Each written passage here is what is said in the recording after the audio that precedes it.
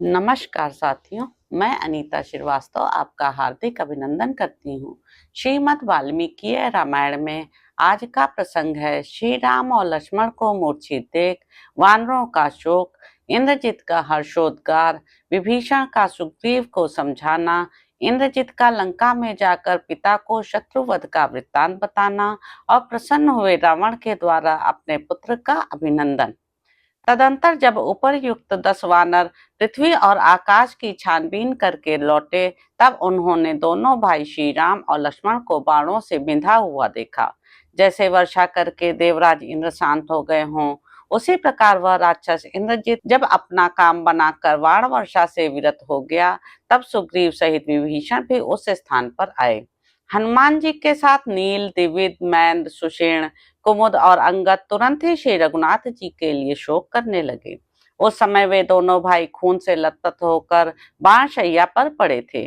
बाणों से उनका सारा शरीर व्याप्त हो रहा था। वे निश्चल होकर धीरे धीरे सांस ले रहे थे। उनकी चेष्टाएं बंद हो गई थीं। सर्पों के समान सांस खींचते और निश्चेष्ट पड़े हुए उन दोनों भाइयों का पराक्रम मंद हो गया था। उनके सारे अंग रक्त बहाकर उसी में सन गए थे। वे दोनों टूटकर गिरे हुए दो सुवर्णमय ध्वजों के समान जान पड़ते थे। वीर शैया पर सोए हुए मंद चेष्टा वाले वे दोनों वीर आंसू भरे नेत्रों वाले अपने युद्धपतियों से घिरे हुए थे। बाणों के जाल से आवृत होकर पृथ्वी पर पड़े हुए उन दोनों रघुवंशी बंधुओं को देखकर विभीषण सहित सब वानर व्यथित हो उठे। समस्त वानर संपूर्ण दिशाओं और आकाश में बारंबार दृष्टिपात करने पर भी मायाच्छन्न रावण कुमार इंद्रजित को रणभूमि में नहीं देख पाते थे। तब विभीषण ने माया से ही देखना आरंभ किया। उस समय उन्होंने माया से ही छिपे हुए अपने उस भतीजे को सामने खड़ा देखा, जिसके कर्म अनुपम थे और युद्ध स्थल में जिसका सामना करने वाला कोई योद्धा नहीं था। तेज, यश और पराक्रम से युक्त विभीषण ने माया के द्वारा ही वरदान के प्रभाव से छिपे हुए वीर इंद्रजित को देख लिया। श्री राम और लक्ष्मण को युद्ध भूमि में सोते देख इंद्रजित को बड़ी प्रसन्नता हुई। उसने समस्त राक्षसों का हर्ष बढ़ाते हुए अपने पराक्रम का वर्णन आरंभ किया। वह देखो, जिन्होंने खर और दूषण का वध किया था, वे दोनों भाई महाबली श्री राम और लक्ष्मण मेरे बाणों से मारे गए।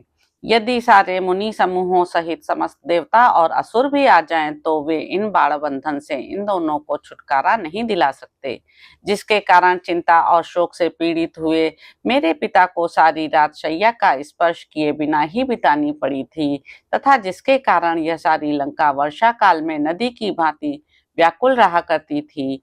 हम सबकी जड़ को काटने वाले उस अनर्थ को आज मैंने शांत कर दिया।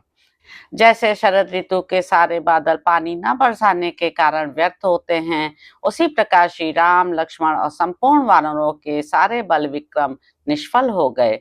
अपनी ओर देखते हुए उन सब राक्षसों से ऐसा कहकर रावण कुमार इंद्रजित ने वानरों के उन समस्त सुप्रसिद्ध युद्धपतियों को भी मारना आरंभ किया। उस शत्रुसूदन निशाचर वीर ने नील को 9 बाणों से घायल करके मैंद और द्विविद को 3-3 उत्तम सहायकों द्वारा मारकर संतप्त कर दिया। महाधनुर्धर इंद्रजित ने जामवान की छाती में एक बाण से गहरी चोट पहुंचाकर वेगशाली हनुमान जी को भी 10 बाण मारे। रावण कुमार का वेग उस समय बहुत बढ़ा हुआ था। उसने युद्ध स्थल में अमित पराक्रमी गवाक्ष और शरभ को भी 2-2 बाण मारकर घायल कर दिया। तदंतर बड़ी उतावली के साथ बाण चलाते हुए रावण कुमार इंद्रजित ने पुनः बहुसंख्यक बाणों द्वारा लंगूरों के राजा को और वाली पुत्र अंगद को भी गहरी चोट पहुंचाई। इस प्रकार अग्नितुल्य तेजस्वी सहायकों से उन मुख्य मुख्य वानरों को घायल करके महान धैर्यशाली और बलवान रावण कुमार वहां जोर जोर से गर्जना करने लगा। अपने बाण समूहों से उन वानरों को पीड़ित तथा भयभीत करके महाबाहु इंद्रजित अट्टहास करने लगा और इस प्रकार बोला, राक्षसों, देख लो, मैंने युद्ध के मुहाने पर भयंकर बाणों के पास से इन दोनों भाइयों श्री राम और लक्ष्मण को एक साथ ही बांध लिया है। इंद्रजित के ऐसा कहने पर कूट युद्ध करने वाले वे सब राक्षस बड़े चकित हुए और उसके उस कर्म से उन्हें बड़ा हर्ष हुआ। वे सब के सब मेघों के समान गंभीर स्वर से महान सिंहनाद करने लगे तथा यह समझकर कि श्री राम मारे गए, उन्होंने रावण कुमार का बड़ा अभिनंदन किया। इंद्रजित ने जब यह देखा कि श्री राम और लक्ष्मण दोनों भाई पृथ्वी पर निश्चेष्ट पड़े हैं तथा उनका श्वास भी नहीं चल रहा है, तब उन दोनों को मरा हुआ ही समझा। इससे युद्ध विजयी इंद्रजित को बड़ा हर्ष हुआ तथा वह समस्त राक्षसों का हर्ष बढ़ाता हुआ लंकापुरी में चला गया। श्री राम और लक्ष्मण के शरीरों तथा सभी अंग उपांगों को बाणों से व्याप्त देख सुग्रीव के मन में भय समा गया। उनके मुख पर दीनता छा गई, आंसुओं की धारा बह चली और नेत्र शोक से व्याकुल हो उठे। उस समय अत्यंत भयभीत हुए वानर राज से विभीषण ने कहा, सुग्रीव, डरो मत, डरने से कोई लाभ नहीं, आंसुओं का यह वेग रोको। वीर, सभी युद्धों की प्रायः ऐसी ही स्थिति होती है, उनमें विजय निश्चित नहीं हुआ करती। यदि हम लोगों का भाग्य शेष होगा तो ये दोनों महाबली महात्मा अवश्य मूर्छा त्याग देंगे। वानरराज, तुम अपने को और मुझ अनाथ को भी संभालो। जो लोग सत्य धर्म में अनुराग रखते हैं उन्हें मृत्यु का भय नहीं होता है। ऐसा कहकर विभीषण ने जल से भीगे हुए हाथ से सुग्रीव के दोनों सुंदर नेत्र पोंछ दिए। तत्पश्चात हाथ में जल लेकर उसे मंत्रपूत करके धर्मात्मा विभीषण ने सुग्रीव के नेत्रों में लगाया। फिर बुद्धिमान वानरराज के भीगे हुए मुख को पोंछकर उन्होंने बिना किसी घबराहट के यह समयोचित बात कही, वानर सम्राट, यह घबराने का समय नहीं है। ऐसे समय में अधिक स्नेह का प्रदर्शन भी मौत का भय उपस्थित कर देता है। इसलिए सब कामों को बिगाड़ देने वाली इस घबराहट को छोड़कर श्री रामचंद्र जी जिनके अगुआ अथवा स्वामी हैं, उन सेनाओं के हित का विचार करो, अथवा जब तक श्री रामचंद्र जी को चेतना हो तब तक इनकी रक्षा करनी चाहिए। होश में आ जाने पर ये दोनों रघुवंशी वीर हमारा सारा भय दूर कर देंगे। श्री राम के लिए यह संकट कुछ भी नहीं है, ये मर नहीं सकते, क्योंकि जिनकी आयु समाप्त हो चली है उनके लिए भी जो दुर्लभ लक्ष्मी है वह इनका त्याग नहीं कर रही है।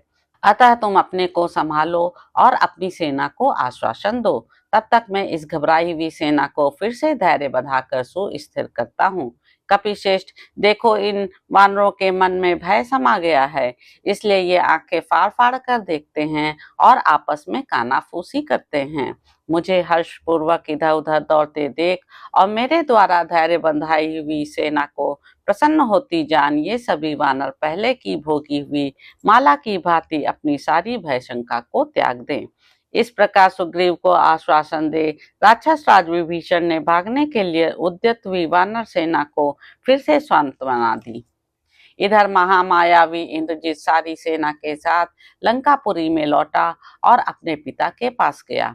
वहां रावण के पास पहुंचकर उसने उसे हाथ जोड़कर प्रणाम किया और श्री राम लक्ष्मण के मारे जाने का प्रिय संवाद सुनाया।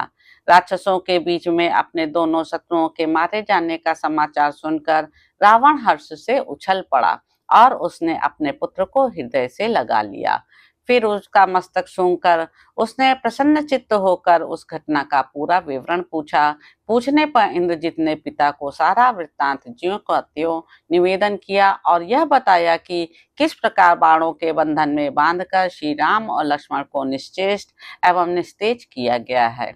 महारथी इंद्रजित की उस बात को सुनकर रावण की अंतरात्मा हर्ष के उद्रेक से खिल उठी। दशरथ नंदन श्री राम की ओर से जो उसे भय और चिंता प्राप्त हुई थी उसे उसने त्याग दिया और प्रसन्नतापूर्ण वचनों द्वारा अपने पुत्र का अभिनंदन किया। तो इस प्रकार साथियों, युद्ध कांड में निहित 46वां सर्ग यहाँ पर समाप्त होता है।